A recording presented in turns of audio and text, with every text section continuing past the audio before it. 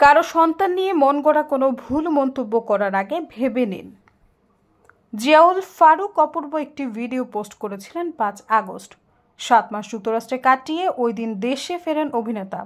বাড়িতে ঢুকেই চলে যান ছেলে আয়েশের ঘরে। আয়েশ তখন ঘুমাচ্ছিল। অপূর্ব গিয়ে ছেলের ঘুম ভাঙান। ঘুম থেকে উঠেই বাবাকে দেখে অবাক হয়ে যায় আয়েশ, আনন্দে কেঁদে ফেলে। বাবা ছেলের 2 মিনিটের এই ভিডিও দেখে মন ভিজেছে দর্শকের। অনেকে আবার বিষয়টি নিয়ে নেতিবাচক মন্তব্য ছড়িয়েছেন সোশ্যাল মিডিয়ায়।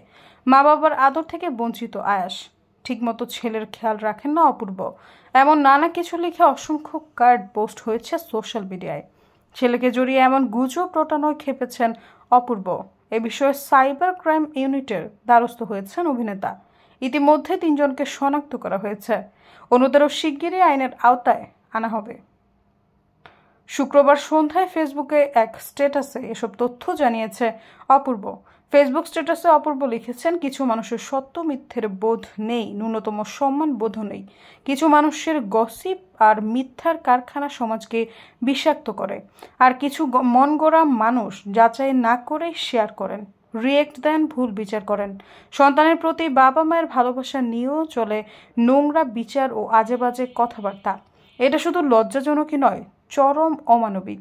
যারা এমন কাজ করেছেন তাদের পরিবারের ব্যর্থতা রয়েছে বলে মনে করেন অপূর্ব।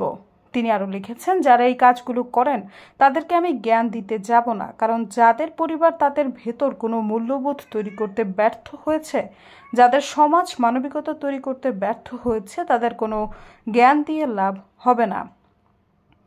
কারণ এই অভাগারা জানে না প্রতিটা বাবা মায়ের কাছে তাদের সন্তান জীবনের সবচেয়ে বড় অংশ। তার প্রতিটি হাসি, প্রতিটি কান্না, প্রতিটি অর্জন সবকিছু তারা নিজের হৃদয়ে অনুভব করে। সন্তানের হাসি কান্না, তার প্রতিটি অনুভূতি পিতামাতার প্রতিটি দিনকে করে তোলে উজ্জ্বল ও অর্থবহ। নিজেকে উত্তম আর অন্যকে অধম ভাবার মতন অসুস্থতা থেকে আপনারা দ্রুত সেরে উঠুন, সেই প্রত্যাশা করি। অপূর্ব আরও লিখেছেন, আমরা বা অন্য কারো সন্তান নিয়ে মন গড়া কোনো ভুল মন্তব্য করার আগে ভেবে নিন। যদি সত্য না জেনেন তবে নীরব থাকুন, কারণ কারো সন্তানের জীবন আপনার কন্টেন্ট তৈরির আইটেম নয়। সৈয়দা ফারিয়া, সমযোগ।